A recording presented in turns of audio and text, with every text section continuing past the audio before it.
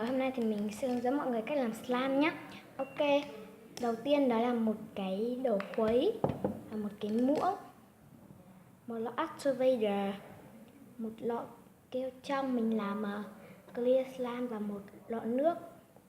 Bây giờ thì mình sẽ bắt tay vào làm thôi, let's go.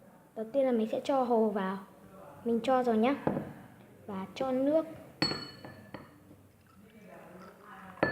Rồi mix lên.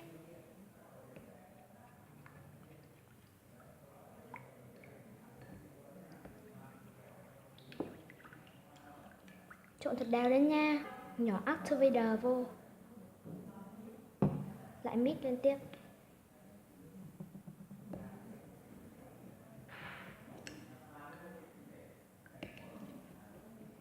Mọi người cứ trộn để cho nó hết keo nhé. Vậy là mới dẻo được. Vừa xịt vừa khuấy.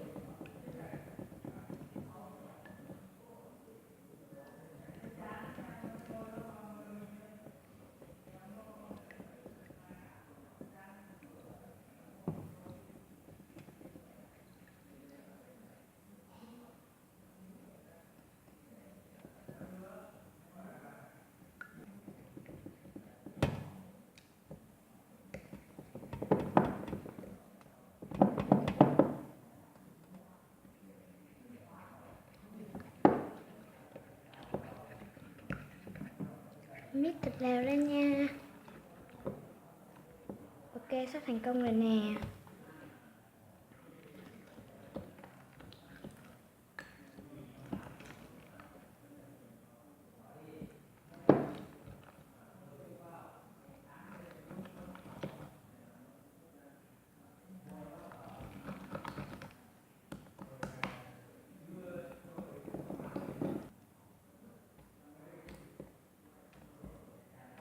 Mình đã cho thêm activator.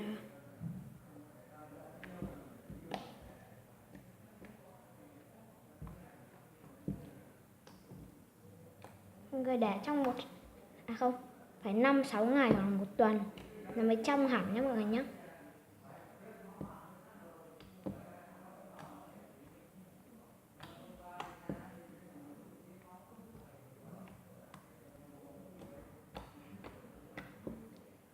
Nó chưa có được clicky lắm.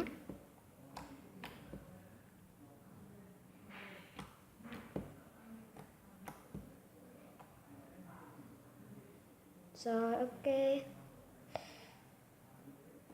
Nó hơi bị dính tay một xíu. Nếu muốn chơi thì mình phải cho nhỏ activator vô tay. Đó, nó mới không bị dính.